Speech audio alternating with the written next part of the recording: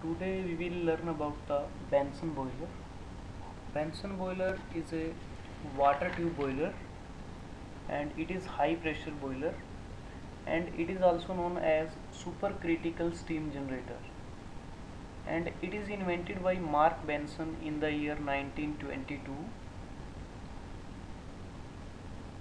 There are two big problems occur in subcritical boiler, because in the early stage water tube boiler used to generate steam at pressure up to 10 megapascal, and which is known as the subcritical boiler.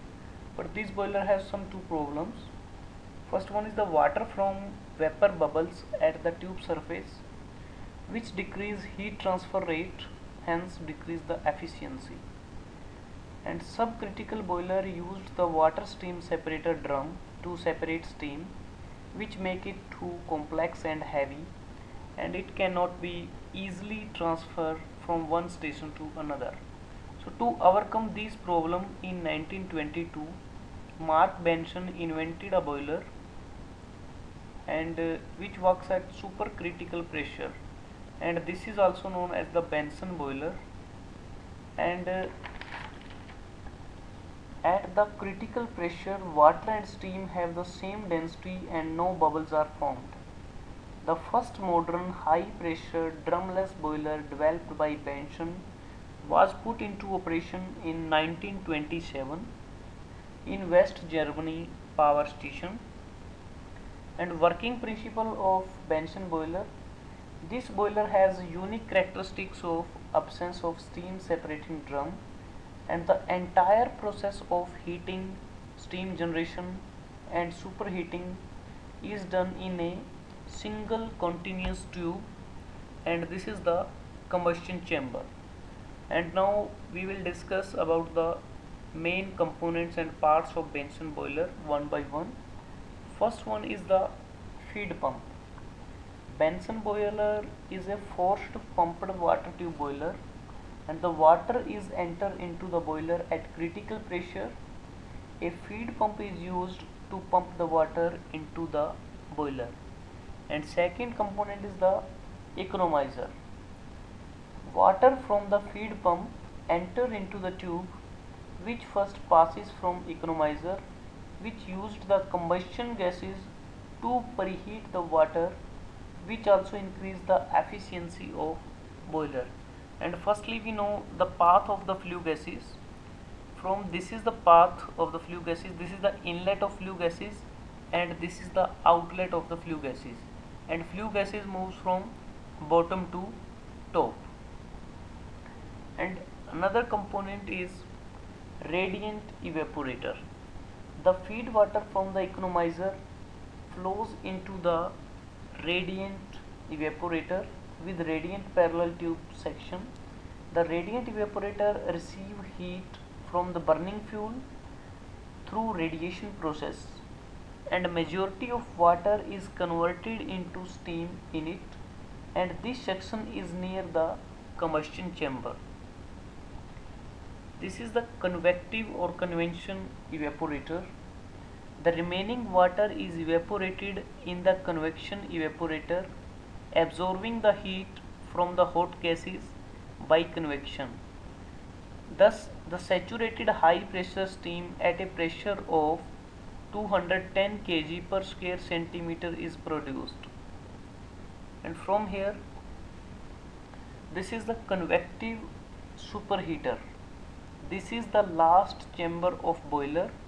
The saturated steam passes from this convective superheater, which increase temperature of saturated steam, and this superheated steam at about 650 degrees Celsius taken out for the industrial work. And as we can see, radiant evaporator, convective evaporator and superheater are all arranged in the path of the flue gases, and this is the outlet of the steam to the prime mover, and superheated steam is supplied to the steam turbine through the steam outlet. And the capacity of Benson boiler is about 150 tons per hour at a pressure of 210 kgf per centimeter square, and at a temperature of 650 degrees Celsius. This is the blower and this is air preheater. Generally, air preheater is used to preheat the air with the help of the flue gases before entering into the combustion chamber. It increases the efficiency of the boiler also. And this is the path of the water that is flowing from feed pump to the economizer. From economizer it moves to the radiant evaporator, then convective evaporator, superheater, and finally to the prime mover in the form of superheated steam. And this is the exhaust gases, or you can say flue gases outlet. So now we discuss the working of Bunsen boiler. So as we discussed, this boiler works on the basic principle of critical pressure. The water is pumped at above the critical pressure into the boiler tubes, and this water tube first passes through the economizer, which increase the temperature of the water, and this hot water further passes from radiant evaporator, where water is evaporated by radiant heat transfer. After that, water and steam passes through the convective evaporator, where water is completely converted into steam.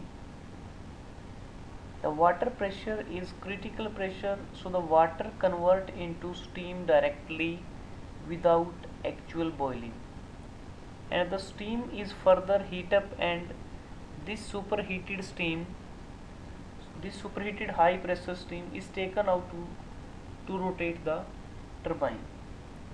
And now some silent feature or advantage of Bunsen boilers are, as there are no drums, the total weight of Bunsen boiler is 20% less than other boiler, and this also reduces the cost of the boiler. And second advantage is it is economical and have higher efficiency. This boiler can use over the pressure above 350 bar without changing the evaporator. This boiler can be started easily and can reach its maximum load capacity within 10 minutes. As no drums are required, the transfer of the Bunsen boiler part is easy, and majority of the parts may be carried to the site without pre-assembly.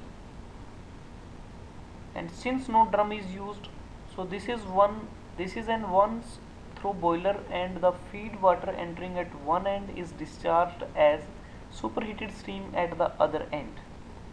So today we have discussed about Bunsen boiler.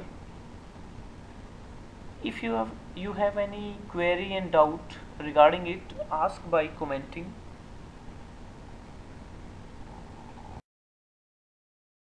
Subscribe to get more updates on mechanical topics and mechanical videos.